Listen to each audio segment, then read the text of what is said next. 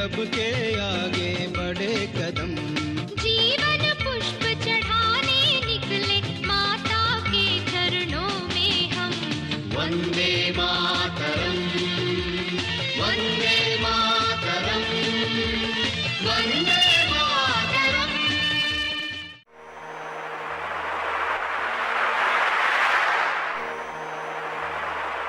जय हिंद, वंदे मातरम, भारत माता की जय। हम भारतीय ज्ञान परंपरा की बात लगातार वैदिक चैनल के राष्ट्र गौरव के इन एपिसोड में कर रहे हैं।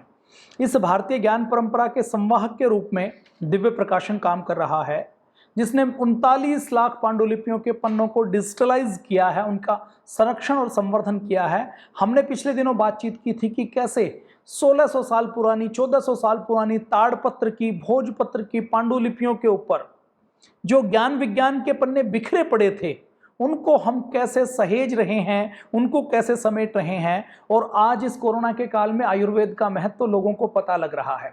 एलोपैथी का कोई विद्यार्थी जैसे केमिस्ट्री पढ़ता है, जैसे फिजिक्स पढ़ता है, जैसे बायो पढ़ता है, वैसे ही किसी भी आयुर्वेद के विद्यार्थी के लिए पदार्थ का गुण धर्म, पदार्थ के बारे में, औषधियों के निघंटु के बारे में जानकारी होनी बहुत आवश्यक है। आयुर्वेद के ऊपर लगभग 8,500 रिसर्च पेपर केवल आयुर्वेद से कैंसर में कैसे इफेक्ट पड़ता है उसके ऊपर इस देश के बाहर पब्लिश हो चुके हैं।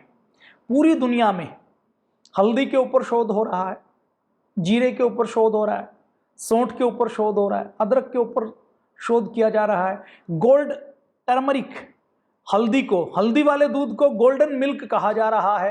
63 पन्ने के आर्टिकल केवल गोल्डन मिल्क के ऊपर छापे जा रहे हैं। पूरी दुनिया आज ह्यूस्टन में, टेक्सास में, हार्वर्ड में, ये विश्वविद्यालय, MD एंडरसन, ऐसे इंस्टीट्यूट ये आयुर्वेद के ऊपर मोहर लगा रहे हैं, योग के ऊपर मोहर लगा रहे हैं। पूरी दुनिया आज हाथ धोना सीख रही है।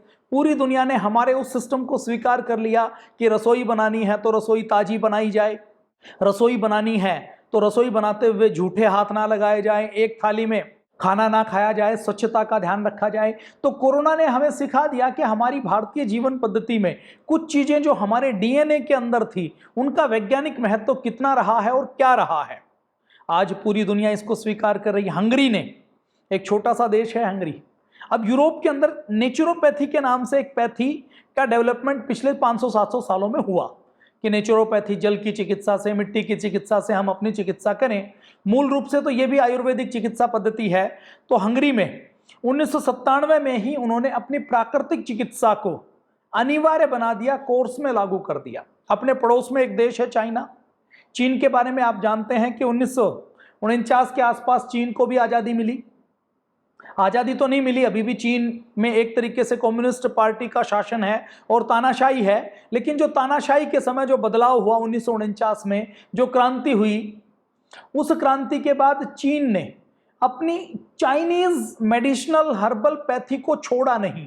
उसने अपनी उस पैथी के ऊपर रिसर्च भी की, उसको रिकॉग्नाइज भी किया और उसको एक कैम के नाम से, कॉम्प्लीमेंट्री अल्टरनेटिव मेडिसिन थेरेपी के नाम से उन्होंने अपने यहाँ पर जो उनके यहाँ डॉक्टर बनते थे, उन डॉक्टरों के लिए, सबके लिए अनिवार्य किया गया। तो चाइना ने अपनी पैथी को नहीं छोड़ा। आज चाइना में कोई बीमारी होती है तो चाइनीज लोग सीधे एलोपैथी की शरण में नहीं जाते, वो पहले चाइनीज हर्बल मेडिसिन की थेरेपी से, जो पेड़ पौधों की थेरेपी है, जिसके बारे में हमने बताया था कि वेनसांग 8वीं शताब्दी में आया था चाइना से और आकर वो नालंदा विश्वविद्यालय में रहा। कई सालों तक उसने यहाँ पर पढ़ाई की और यहाँ से बहुत से आयुर्वेद के ग्रंथों की, दूसरे ग्रंथों की कॉपी करके, प्रतिलिपि बनाकर वो यहाँ से खच्चरों के ऊपर लाद कर तिब्बत के रास्ते वो चाइना में वापस गया था। तो ऐसे ये ज्ञान गया तो हमारे यहीं से था। चाइना में उन्होंने उनके उपयोगिता के हिसाब से उसमें आवश्यक बदलाव किए और बदलाव करने के बाद चाइना आज अपनी चाइनीज मेडिसिनल थेरेपी की प्रैक्टिस को करता है। अक्षय कुमार का अभी आज एक बयान आया है, टीवी में आपने देखा होगा। गेरी ब्रेयल्स, वो जो जंगलों के अंदर जो सर्वाइवल एपिसोड बनाता है डिस्कवरी चैनल का, उसके साथ उनका एक एपिसोड शूट हुआ है। उस एपिसोड में उनको जंगल में रहते हुए दिखाया गया है। तो अक्षय कुमार का बयान आता है कि आयुर्वेद के जो लाभ हैं, उन लाभों के कारण मैं गोमूत्र को प्रतिदिन प्रयोग करता हूं। मैं ये नहीं कहता कि गोमूत्र का मतलब आयुर्वेद है या आयुर्वेद का मतलब गोमूत्र है। गोमूत्र के अलावा भी आयुर्वेद में बहुत कुछ है। हो सकता है किसी व्यक्ति को गोमूत्र से कोई दिक्कत हो, तो भी ऐसी लाखों हजारों की संख्या में औषधियां हैं, जड़ी बूटियां हैं जो हम सब के लिए उपयोगी हैं। तो ये तो मैंने एक बात रखी कि कैसे गोमूत्र फायदा रखता है। सोनू निगम हॉलीवुड में बड़े सिंगर माने जाते हैं, वो पंचकर्म के बारे में ये मानता है कि बिना चीर फाड़ के शरीर के अंदर से यदि टॉक्सिन्स को निकालना है, बीमारियों को निकालना है, तो ये पंचकर्म सबसे अच्छा तरीका है। अफगानिस्तान से एक मोहम्मद मूसा नाम का एक बच्चा आया, उसकी गर्दन टिक नहीं पाती थी, हाथ पैर ढीले रहते थे। वो भारत के आयुर्वेद की शरण में आया और भारत के आयुर्वेद के पंचकर्म से उसको इतना लाभ मिला कि वो यहां से बिल्कुल ठीक होकर अफगानिस्तान वापस गया।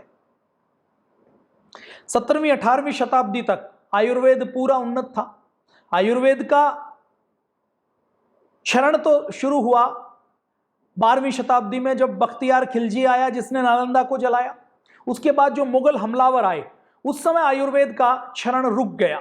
उस समय आयुर्वेद का अपयश होने लगा। आयुर्वेद को एक मेडिसिनल थेरेपी की जगह से जो राजाश्रय मिलता था वो नहीं मिलता था, क्योंकि विदेशी हमलावरों के साथ राजा युद्ध में रत रहता था। लेकिन फिर भी 17वीं और 18वीं शताब्दी तक आयुर्वेद कहीं ना कहीं चिकित्सा पद्धति के रूप में, अच्छी पैथी के रूप में, आयुर्वेद के जानकार वैद्यों के कारण परंपरागत वंश परंपरा से यह बचा रहा। 17वीं और 18वीं शताब्दी में तंजावर के राजा ने आयुर्वेद का विश्वविद्यालय के लिए अनुदान दिया था, विश्वविद्यालय खोला था। इसके प्रमाण आज भी मिलते हैं। और 1835 में जब अंग्रेजी शिक्षा लागू की लॉर्ड मैकाले ने, उससे पहले तक कोलकाता में आयुर्वेद विद्यालय चलता था। उस आयुर्वेद विद्यालय को एलोपैथी का विद्यालय बना दिया गया। और इस तरीके से हम देखें तो एक तरीके से एलोपैथी को छोड़कर 1835 के बाद आयुर्वेद के ऊपर, यूनानी के ऊपर, सिद्धा के ऊपर, होम्योपैथी के ऊपर अंग्रेजों ने बहुत बड़ा कुठाराघात किया और आयुर्वेद के ऊपर शोध होना बंद हो गया, आयुर्वेद को अनुदान मिलना बंद हो गया, आयुर्वेद के चिकित्सकों को मान्यता मिलनी बंद हो गई और आयुर्वेद की पैथी को एक चिकित्सा पैथी के रूप में स्वीकार करना राज्य ने जब बंद कर दिया तो उसका बहुत बड़ा नुकसान आयुर्वेद का उसने हुआ। 1970 आज़ादी के भी लगभग 23 साल बाद 1970 में पहली बार फिर आयुर्वेद के वैद्यों को, आयुर्वेद के विभाग को शुरू किया गया।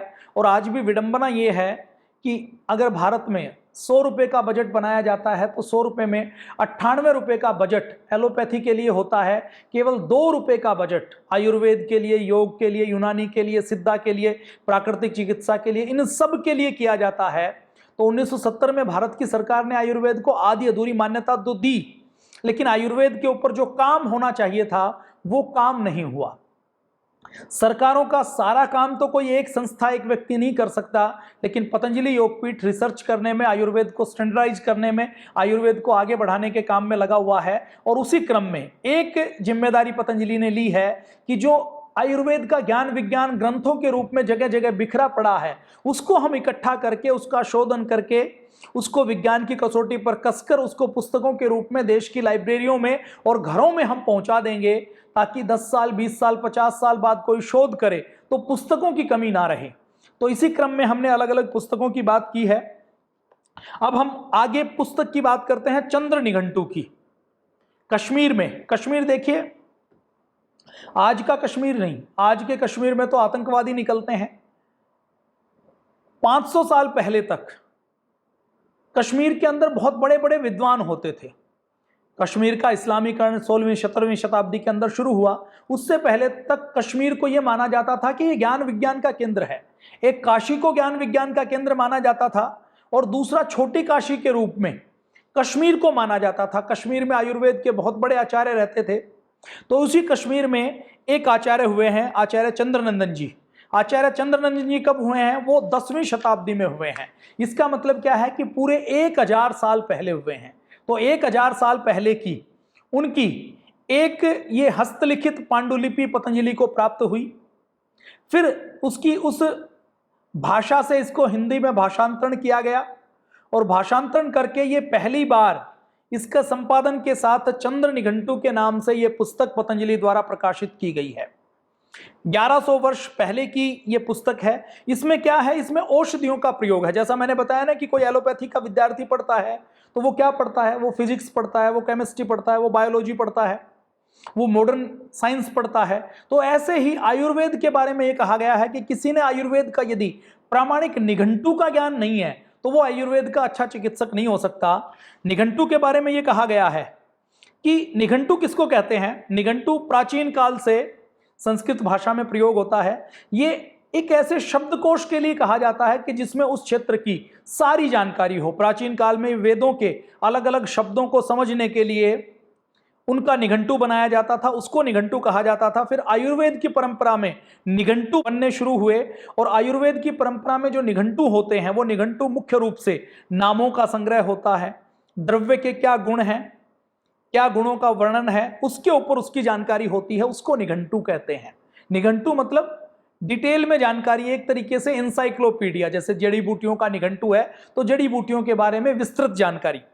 निघंटु का महत्व कितना है इसके बारे में यह कहा गया है कि निघंटु के बिना वैद्य, व्याकरण के बिना विद्वान और अभ्यास के बिना धनुर्धर, कोई भी व्यक्ति तीर चलाने में कितना भी एक्सपर्ट हो, योद्धा कितना भी एक्सपर्ट हो, यदि उसकी प्रैक्टिस नहीं है, खिलाड़ी की प्रैक्टिस नहीं है, तो उसको कोई अच्छा योद्धा, अच्छा खिलाड़ी नहीं कहा जा सकता। तो ऐसे ही जैसे प्रैक्टिस के बिना कोई धनुर्धर नहीं हो सकता, व्याकरण के बिना कोई विद्वान नहीं हो सकता, ऐसे ही निघंटु के बिना कोई व्यक्ति वैद्य नहीं हो सकता। ये निघंटु का महत्व बताया है। हमारे यहाँ कौन कौन से निघंटु हैं? धन्वंतरी जी का निघंटु है, कैदेव का निघंटु है, राज निघंटु है, और उसके बाद चंद्र निघंटु। ये आचार्य चंद्रनंदन जो आयुर्वेद के बहुत बड़े मर्मज्ञ थे, बहुत बड़े विद्वान थे, उन्होंने अष्टांग हृदय के ऊपर भी पदार्थ चंद्रिका के नाम से एक व्याख्या लिखी थी। अब ये व्याख्या कैसे लिखते थे? महर्षि चरक सुश्रुत ने उस समय जो लिखा उसको अपने यहां उसकी रिसर्च करनी, उसका एक्सपेरिमेंट करना और उस चीज के ऊपर देश काल परिस्थितियों के अनुसार आज के रिसर्च को जोड़कर जो व्याख्याएं लिखते थे, जो टीकाएं लिखते थे, जो उसकी व्याख्या करते थे, वो करने का काम हमारे विद्वान वैद्य करते थे। तो ऐसा ही काम आचार्य चंद्रनंदन जी ने किया है। तो उनकी ये पुस्तक है चंद्र निघंटु। इस चंद्र निघंटु की चर्चा बहुत जगह आती है, कई सारी जगह। पतंजलि को महाराजा गंगा सिंह जी ट्रस्ट बीकानेर के महाराजा हुए हैं गंगा सिंह जी। अच्छे महाराजा थे। जब 19वीं शताब्दी के अंदर अकाल पड़ा तो उन्होंने संकल्प लिया कि जैसे भगीरथी गंगा को आकाश से धरती पर लेकर आए थे, उसी तरह उनका संकल्प था कि मैं गंगा मैया, गंगा की नहर को राजस्थान तक लेकर आऊंगा ताकि राजस्थान के लोगों को जल की कभी कोई कमी ना आए। तो इसके लिए उन्होंने प्रयास किया था। तो उन्होंने अपने रियासत में, अपने राज्य में विद्वानों को खूब प्रश्रय दिया, अपने यहाँ अभिलेखागार बनवाया। तो उनके राजा गंगा सिंह ट्रस्ट ने बहुत से ग्रंथों का संरक्षण किया, संवर्धन किया। तो उनके यहाँ ये एक ग्रंथ यहाँ पर उपलब्ध हुआ। इस ग्रंथ को हिंदी में अनुवाद करके पतंजलि ने इसको छापा है। इस ग्रंथ में पूरी डिटेल में जो आयुर्वेद के 8 अंग हैं, 8 अंगों के लिए जो उपयोगी जड़ी बूटियां हैं उसके बारे में बहुत डिटेल में बताया गया है। जैसे बेल है, उसके क्या गुण हैं, पीपली क्या गुण है, दुर्वा के क्या गुण हैं, सफेद कमल के क्या गुण हैं, कमल के क्या गुण हैं, नील कमल के क्या गुण हैं, लाल कमल के क्या गुण हैं,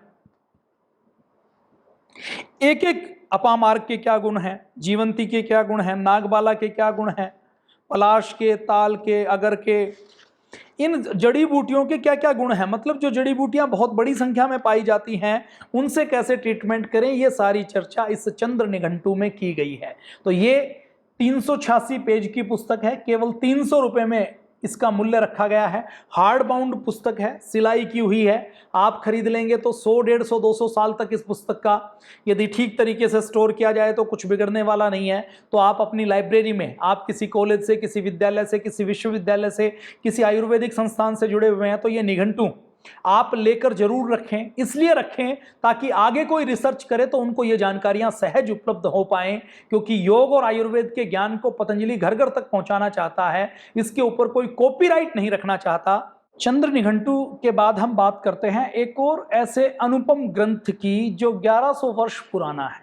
हमने बातचीत की है कि लगभग 1100 वर्ष पूर्व नालंदा नाम का एक विश्वविद्यालय होता था जिसमें कई कई मंजिला लाइब्रेरी थी, 3 बड़ी लाइब्रेरी थी, लाखों की संख्या में ग्रंथ थे, पांडुलिपियां थी।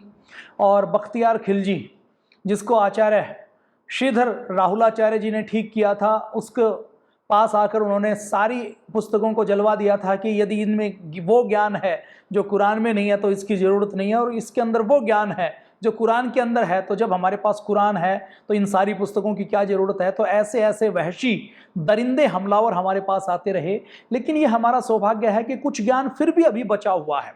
अभी मैं एक अद्भुत ग्रंथ की आपके सामने बात करने वाला हूं, योग रत्न समुच्चय। देखिए, आयुर्वेद का ज्ञान ब्रह्मा जी ने दिया, 1 लाख श्लोकों का ज्ञान था। उसके बाद आयुर्वेद हमारी चिकित्सा पद्धति के रूप में लाखों सालों से रहा। वैद्य सुषेण की बात आप जानते हैं, लक्ष्मण जी को जब शक्ति लग गई थी तो वो मूर्छित हो गए थे, तो संजीवनी बूटी लाने के लिए हनुमान जी को उन्होंने भेजा था। तो दक्ष वैद्य उस समय देश के कोने कोने में रहते थे। श्रीलंका भी जम्बूद्वीप का एक पार्ट था, तो वहां पर भी रहते थे। तो ये वैद्य भी अपना शोध करते थे, अपनी रिसर्च करते थे और फिर उसमें एडिशन करते चले जाते थे। चरक जी ने, सुश्रुत जी ने, वाघभट्ट जी ने जो काम किया, उसके बाद जो वैद्य हुए उन्होंने भी अलग अलग काम करके इस आयुर्वेद के सागर को, इस महासागर को और मथा है, और मथ कर इसमें से जो मक्खन निकला है उसके ग्रंथ बनाए हैं। आयुर्वेद के बहुत बड़े विद्वान हुए हैं आचार्य चंद्रट। ये भी कश्मीर के रहने वाले थे, 1100 वर्ष पुराने थे। कश्मीर के वैद्यराज जिनको कहा जाता था, उनसे पहले जो 50 आयुर्वेद के आचार्य हुए, 50 लोगों ने जो ग्रंथ लिखे हुए थे, उसमें से बहुत से ग्रंथ नष्ट हो गए।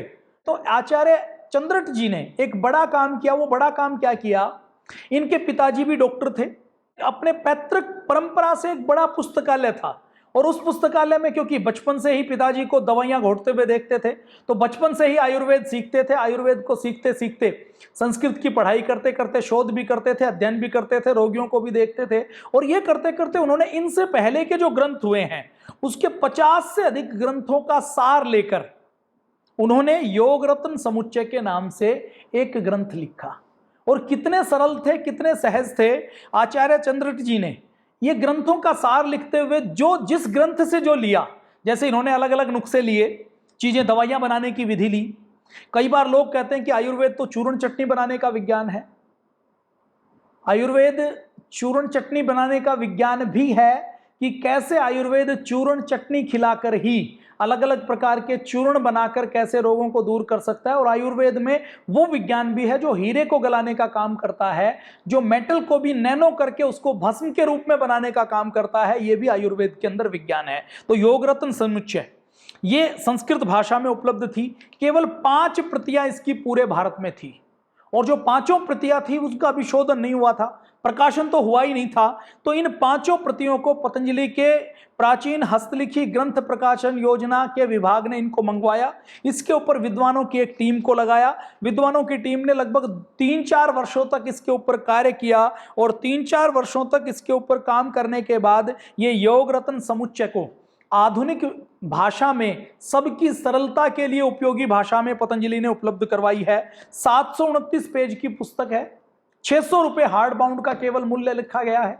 रिसर्च की जो विद्वानों की मेहनत लगी उसकी कोई काउंटिंग नहीं है। अगर हम ये बात करें तो ये 600 रुपये केवल कागज की कॉस्ट है, बाइंडिंग की, कागज की, ट्रांसपोर्टेशन की कॉस्ट केवल इतनी है। तो 600 रुपये में लगभग 725 पन्नों की ये पुस्तक पतंजलि उपलब्ध करवा रहा है। और ये केवल रद्दी कागज के पन्ने नहीं है, इनके अंदर आयुर्वेद का महाविज्ञान छुपा हुआ है। कितना महाविज्ञान छुपा हुआ है मैं आपके सामने बात करूंगा। कि 10वीं शताब्दी तक हमने बातचीत की है कि 10वीं 11वीं शताब्दी तक राजाओं का राजाश्रय मिलता रहता था, और आयुर्वेद की चिकित्सा पद्धति खूब फलती थी और फूलती थी। एक कोई आयुर्वेद का विद्वान, एक आचार्य, किसी राजा उसका सम्मान करता था, उसको विशेष सम्मान मिलता था विद्वान के रूप में। जैसे डॉक्टर एपीजे अब्दुल कलाम का नाम आपने सुना है ना, जो मिसाइल वैज्ञानिक है। अब डॉक्टर एपीजे अब्दुल कलाम निस्वार्थ भाव से काम करते थे, अपना पूरा जीवन मिसाइल के ऊपर शोध करने में लगा दिया। देश के लोगों ने ये नहीं देखा कि वो किस जाति के हैं, किस मजहब के हैं, किस धर्म को मानने वाले हैं। उन्होंने उनको सिर आंखों पर बिठाया और देश का सर्वोच्च पद, राष्ट्रपति पद उनको दिया। क्यों? क्योंकि उन्होंने अपना जीवन देश की सेवा में, समाज की सेवा में लगाया था। ऐसे ही प्राचीन काल में राजाओं की जो रियासत होती थी, राजाओं के राज्य होते थे, उसमें प्राचीन विद्वानों को ऐसे ही अपने सभा के अंदर, अपने राज्य के अंदर बड़े बड़े पद देकर, उनको सम्मान देकर राजा उनको सुशोभित करता था।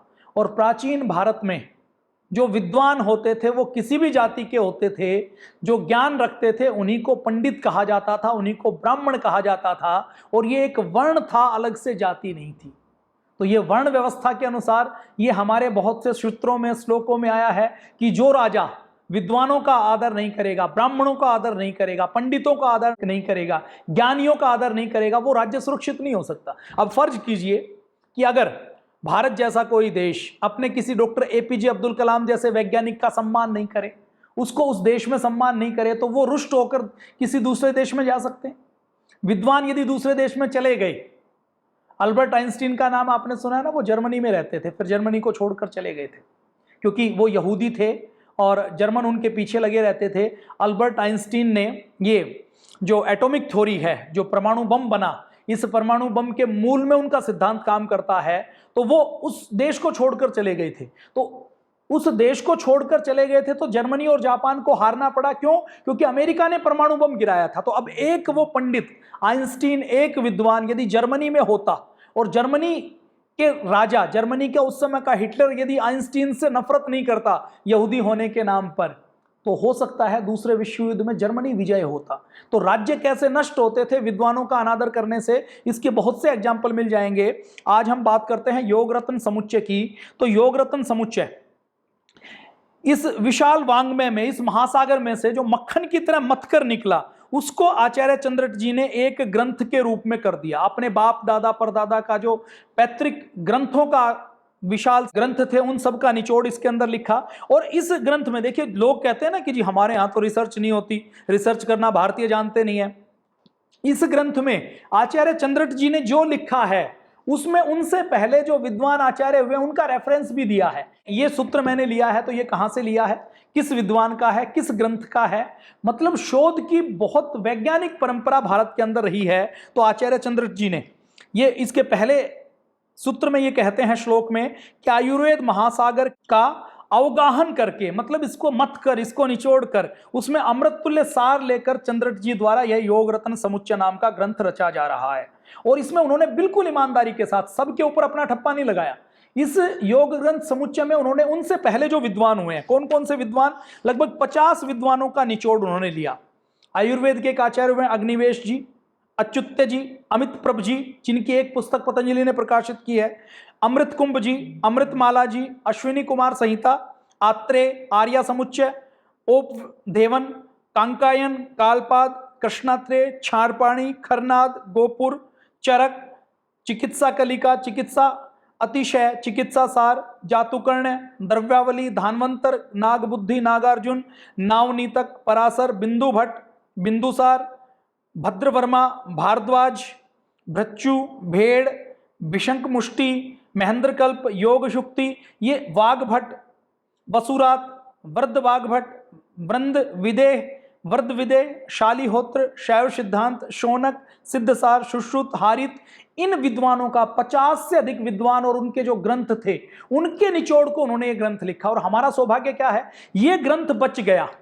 अब देखिए, जो विद्वानों के ग्रंथ हैं जिनके नाम लिए हैं, वो अभी सारे उपलब्ध नहीं है, लेकिन इस एक ग्रंथ के बचने से हमारे भारत का बड़ा लाभ ये हुआ कि ये एक ग्रंथ बच गया। तो उस विद्वान ने उन ग्रंथों के निचोड़ उसके अंदर लिखा हुआ था, तो हमारे पास आयुर्वेद का एक बड़ा खजाना बच गया। बड़ा खजाना बचा तो हुआ था, लेकिन ये बड़ा खजाना जो बचा हुआ था, ये 5 जगह अलग अलग पुस्तकालयों में पड़ा हुआ था और इसका कोई शोधन नहीं हुआ था। इसकी एक कॉपी पड़ी थी प्राच्य विद्या प्रतिष्ठान जोधपुर में, एक कॉपी पड़ी थी अनूप संस्कृत ग्रंथालय लालगढ़ बीकानेर में, एक बनारस हिंदू विश्वविद्यालय वाराणसी में और एक एशियाटिक सोसाइटी कलकत्ता में। ये 5 प्रतियां पूरे भारत में इसकी थी और ये धूल खा रही थी। और इन 5 प्रतियों में कोई भी शुद्ध नहीं थी। उसको देखता तो उसके अंदर जो कॉपी करने की त्रुटियां हैं वो त्रुटियां थी। आयुर्वेद के आचार्यों को लगाया और लगाकर शुद्ध करके ये ग्रंथ के रूप में, जिसमें आयुर्वेद के 8 सूत्र हैं, वो सब निचोड़ के रूप में दिए हैं। और आचार्य चंद्रट जी ने भी इसमें जिसका जो सूत्र था उसके ऊपर अपना ठप्पा नहीं लगाया। वाघभट्ट का था तो उसमें लिखा है कि ये महर्षि वाघभट्ट का है, इस पुस्तक से लिया गया है। और आयुर्वेद के 8 सूत्र, निदान, चिकित्सा, इसका क्रम से वर्णन इसमें किया गया है। योग रत्न समुच्चय ये आयुर्वेद का एक तरीके से मैं कहूं तो बहुत अनुपम रचना है, अनुपम ग्रंथ है। अंदाजा आप लगा सकते हैं कि 50 विद्वानों के ग्रंथों के निचोड़ के रूप में मतकर इसको निकाला गया है। इसके अंदर क्या है, इसके अंदर आप देखेंगे तो ये जो पुस्तक बनाई गई है, इस पुस्तक में शब्दार्थ किया गया है, भावार्थ किया गया है। और ये जो आयुर्वेद के आचार्य चंद्रट जी थे, इनके पिताजी आचार्य तीसठ जी उसको भिष्गवर कहा गया है, मतलब वैद्यों में जो श्रेष्ठ है वो उन्होंने, उनको टाइटल उस समय दिया गया था। उन्होंने भी अपनी बहुत सी रचनाएं लिखी थी। इस पुस्तक में पुराना नापतोल क्या होता था, योग रत्न समुच्चय की हिंदी में इंग्लिश में सारा विवरण इसमें दिया गया है। इसके साथ साथ और जो उद्धत स्मृति ग्रंथ हैं उनकी सूची दी गई है, उन ग्रंथों के बारे में हिंदी व्याख्या दी गई है, शब्दों की सूची दी गई है। इसमें क्या क्या है, अभी देखिए महामारी फैली हुई है, तो महामारी में पतंजलि ने स्वासारी रस उपलब्ध करवाया और एक अणु तेल उपलब्ध करवाया। तो ये जैसे तेल है कि एक तेल को औषधि युक्त कैसे बनाया जाए। अब कई लोग कहते हैं कि जी आयुर्वेद के अंदर तो इंजेक्शन नहीं है, मस्तिष्क के अंदर कोई दवाई भिजवानी है तो वो तेल से कैसे भिजवाई, नाक के अंदर हम डालें और दवाई का असर हमारे मस्तिष्क के अंदर है। तो जैसे घी को औषधीय युक्त कैसे किया जाए, एक उन्होंने तरीका दिया हुआ, एक घी का नाम लिया है। 50 प्रकार के घी बनाने के उन्होंने तरीके दिए, 53 प्रकार के। महाफल धृत अपने पतंजलि का बनता है, महात्रिफला धृत बनता है। फल धृत एक आता है जिसको यदि तीसरे से लेकर 7वें महीने तक कोई महिला सेवन करे तो उसके बच्चे की बुद्धि बहुत तेज हो जाती है।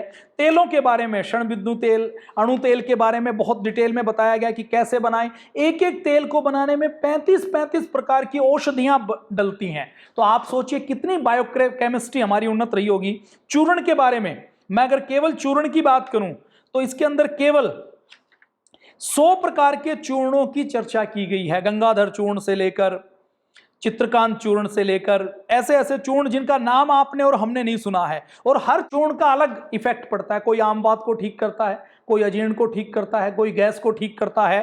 तो 100 प्रकार के चूर्ण का फार्मूला दिया गया है, गुटकों का फार्मूला दिया गया है, अवले का फार्मूला दिया गया है। अलग अलग चिकित्सा, ज्वर चिकित्सा, अतिसार की चिकित्सा, ग्रहणी की चिकित्सा, रक्तपित्त की चिकित्सा, शूल की चिकित्सा, उपदंश की चिकित्सा, सालक्य, ये सब इसके अंदर बहुत डिटेल में दिए गए हैं। विष प्रकरण, कौमार, त्रंतम, कौमार, भृत्य, ये सब पंचकर्म के साथ साथ ये अलग अलग कल्पाधिकार से लेकर सारी डिटेल इसके अंदर बहुत डिटेल में दी गई है।